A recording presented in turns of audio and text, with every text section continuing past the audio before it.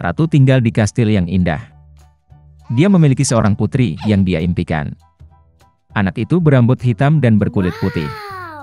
Oleh karena itu, mereka menamainya Putri Salju. Sang ratu segera meninggal.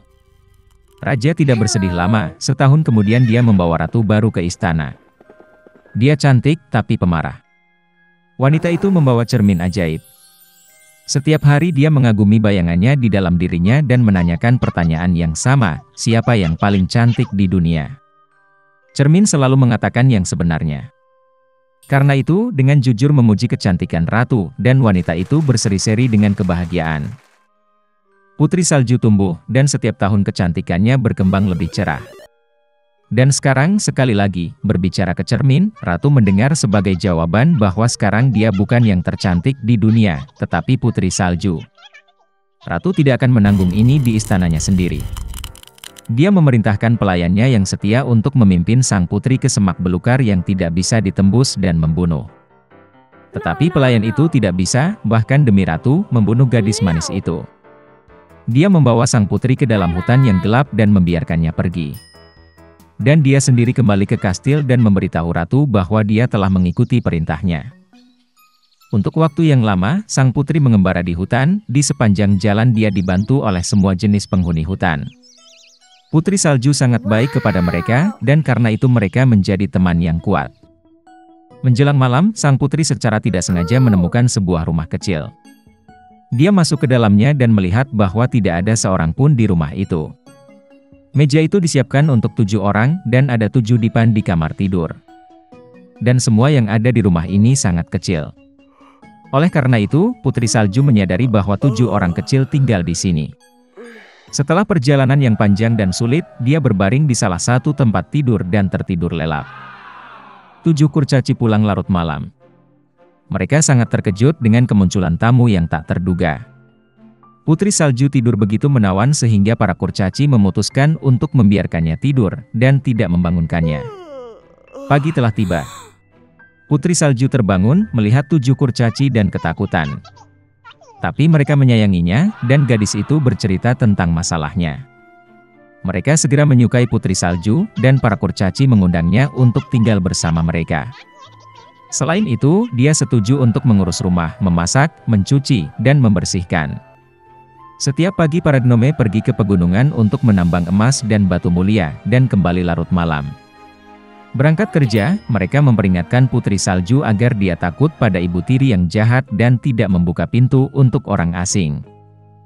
Pada saat ini, Ratu, seperti biasa, pergi ke ruang rahasia untuk berbicara dengan cermin ajaib. Tapi cermin tiba-tiba berkata bahwa dia bukanlah yang tercantik di dunia, tapi Putri Salju. Bahwa sang putri masih hidup, dan tinggal bersama para gnome di rumah. Ratu menjadi sangat marah, dan memutuskan untuk berurusan dengan Putri Salju sendiri. Dia pergi ke ruang rahasia dan memasak apel beracun di sana.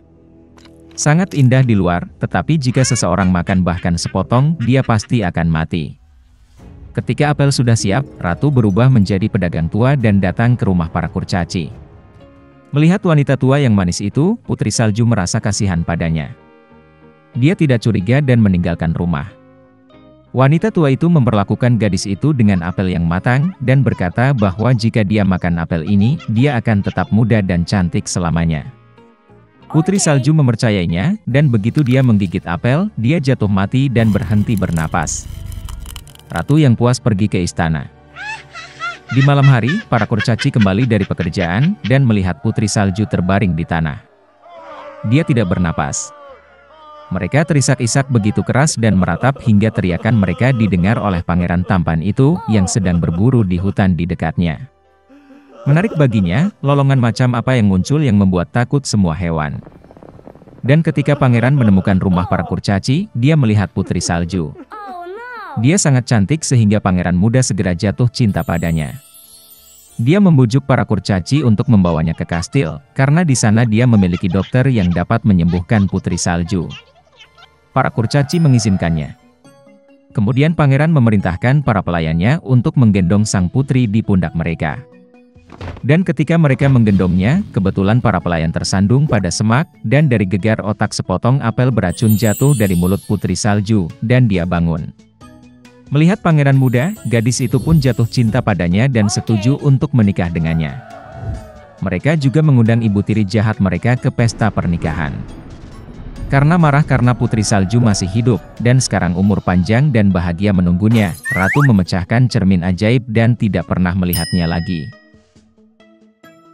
Dahulu kala, seorang tukang giling memelihara seekor keledai. Selama bertahun-tahun, keledai bekerja keras dan menjadi penolong yang sangat diperlukan bagi tukang giling. Tapi tahun-tahun berlalu, dan keledai itu menjadi tua dan lemah. Dia tidak bisa lagi bekerja di penggilingan, dan pemiliknya tidak punya sarana untuk memberi makan hewan itu. Jadi setelah sedikit merenung, tukang giling membawa keledai itu ke ladang dan meninggalkannya. Keledai itu tersandung di tempat untuk waktu yang lama, tidak tahu harus berbuat apa. Tiba-tiba ia memutuskan akan pergi ke kota gemilang Bremen, untuk menjadi musisi jalanan dan mencari nafkah dengan bermain gitar. Jalan menuju kota membawa keledai ke hutan. Untuk waktu yang lama dia melewati pepohonan sampai dia bertemu dengan seekor anjing yang sedih tergeletak di rumput. Dia telah berlari jauh, dan sekarang dia kelelahan di jalan. Keledai itu menyapa anjing itu dan bertanya mengapa dia sedih. Kemudian anjing itu berkata bahwa dia dulunya adalah pemburu yang hebat, sehingga tidak ada satu mangsa pun yang bisa melarikan diri. Tapi sekarang dia sudah tua dan tidak bisa lagi mengejar permainan. Karena itu, pemilik mengusirnya. Keledai itu berpikir sejenak, lalu memberitahu anjing itu bahwa dia berencana menjadi musisi jalanan. Tiba-tiba anjing itu melompat dan menggonggong dengan gembira. Ternyata dia tahu cara menyanyi dan memainkan drum dengan baik, dan karena itu tidak keberatan menemani keledai itu dan memutuskan. Sekarang keledai itu tidak pergi ke Bremen sendirian. Mereka berjalan melintasi hutan bersama, dan masing-masing bernyanyi dengan caranya sendiri sebaik mungkin. Dan kemudian mereka bertemu seekor kucing di jalan.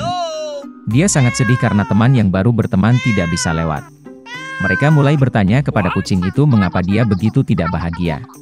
Ternyata nyonya jahat mengusir kucing itu keluar rumah, karena ia sudah tua dan tidak bisa lagi menangkap tikus. Kemudian keledai itu berunding dengan anjing itu, dan mereka memutuskan untuk membawa kucing itu ke dalam kelompok sebagai pemain biola. Maka hewan-hewan itu melanjutkan perjalanan mereka ke Bremen, sampai mereka bertemu dengan ayam jantan dalam perjalanan. Dia duduk di pagar dan berkokok ketakutan di tenggorokan ayam. Teman-teman berbicara dengannya dan mengetahui bahwa ayam jantan telah melarikan diri dari nyonya rumah, yang menganggapnya tua dan memutuskan untuk memasak sup darinya. Tanpa berpikir dua kali, keledai, anjing dan kucing memanggil ayam jantan ke dalam kelompok, memberinya balalaika. Jadi rombongan yang baru terbentuk itu berjalan melewati hutan sampai malam tiba. Teman-teman tidak punya pilihan selain bermalam di dekat pohon besar. Keledai dan anjingnya berbaring dari bawah, kucing itu memanjat ke dahan, dan ayam jantan itu duduk di atas pohon. Tiba-tiba sebuah cahaya menyala di kejauhan. Ayam jantan itu mengangkat matanya yang pikun dan melihat sebuah gubuk yang cahayanya redup. Kemudian teman-teman tersebut memutuskan untuk bermalam di sebuah gubuk. Tetapi ketika mereka berjalan ke gubuk dan melihat keluar jendela, mereka melihat 4 perampok di sana, merayakan perampokan sukses lainnya. Karena sudah sangat lapar, para musisi memutuskan untuk mengusir para bandit dari sarang mereka. Dan sekarang sebuah rencana telah matang di benak teman-teman. Keledai itu jatuh di ambang jendela, anjing itu duduk di atas keledai, kucing di atas anjing, dan seekor ayam jantan ternyata ada di puncak piramida. Kemudian keledai mulai berteriak, anjing menggonggong, kucing mengeong, dan ayam jantan berkokok. Takut dengan kemunculan monster yang tiba-tiba, para perampok lari keluar gubuk dengan ketakutan. Dan teman-teman dengan senang hati menetap di gubuk itu. Mereka memakan makanan para perampok dan pergi tidur dengan tenang. Namun, para bandit tidak mau menerima kenyataan bahwa sarang mereka diambil alih. Dan kemudian mereka mengirim salah satu perampok untuk menyelidiki. Di bawah kegelapan malam, dia berjalan ke dalam gubuk, tetapi dalam kegelapan tidak memperhatikan kucing itu dan menginjaknya. Kucing itu menggaruk kaki bandit itu dengan marah. Anjing itu menggigit tangannya, ayam jantan mematuk kepalanya, dan keledai itu menendang kuku kakinya dengan sekuat tenaga. Jadi, bandit itu lari keluar dari gubuk dengan ngeri dan memberitahu perampok lainnya bahwa raksasa yang mengerikan telah menetap di sarang mereka, dari siapa lebih baik menjauh. Sejak saat itu, tidak ada yang mengganggu teman-teman di rumah hutan. Mereka hidup damai dan harmonis dan menyebut diri mereka musisi kota Bremen.